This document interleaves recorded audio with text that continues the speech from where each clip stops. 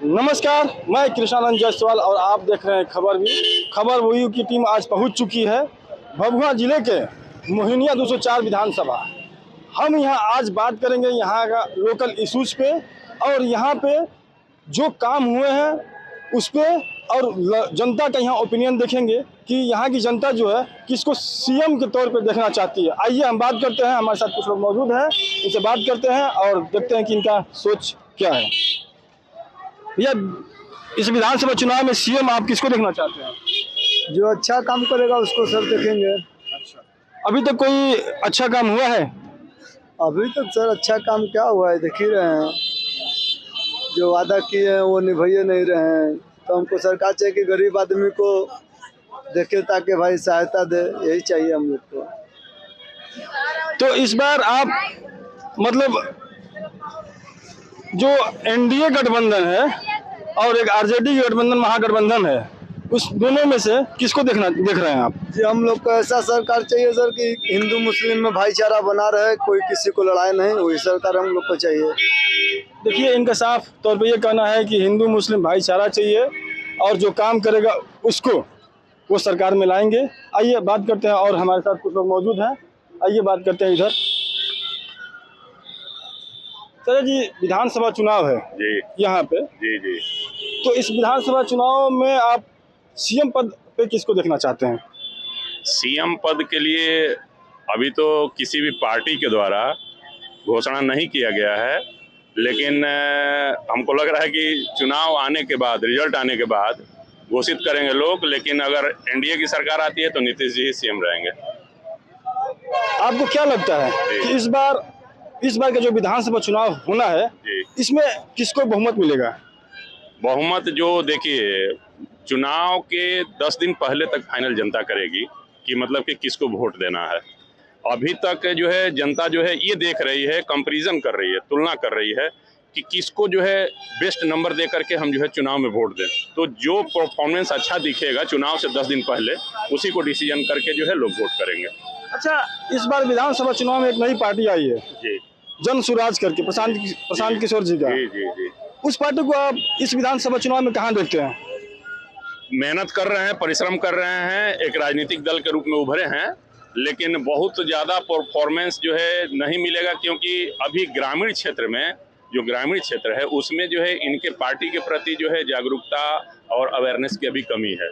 तो आने वाला जो समय होगा उसमें अगर ये मेहनत करेंगे तो निश्चित रूप से एक जगह बना पाएंगे। अच्छा, इनका जो प्रशांत किशोर जी का जो सभाएं होती हैं जी, उसमें अदर सभी पार्टियों को वो निगेटिव उनका जो भी होता है वो अपना बताते हैं, किसी को चोर बताते हैं, किसी को कुछ बताते हैं।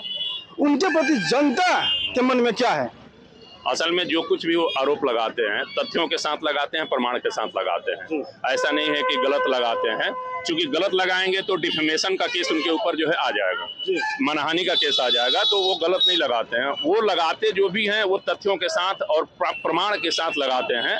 तो प्रमाण के साथ अगर कोई लगा रहा है तो उसकी जो है, जिसके ऊपर लग रहा है उसको सफाई देनी चाहिए।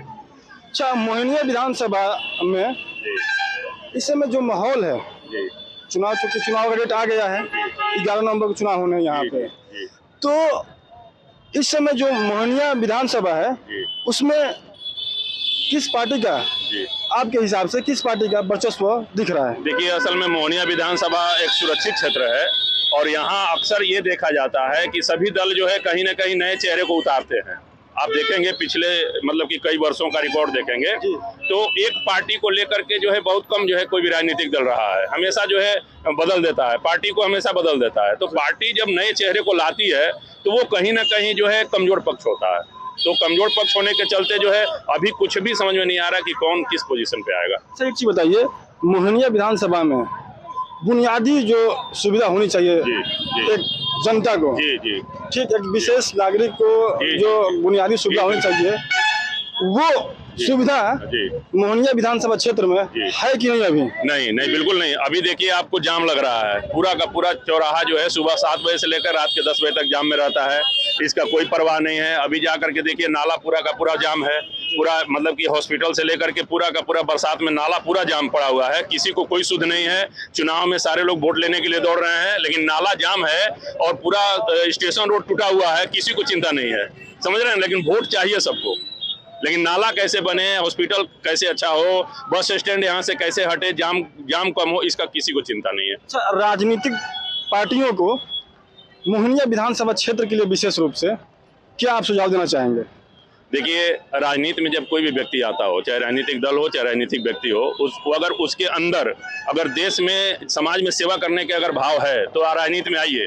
अगर आपको लूटने का भाव है और काम नहीं करने का भाव है तो बल्कि राजनीति मत करिए।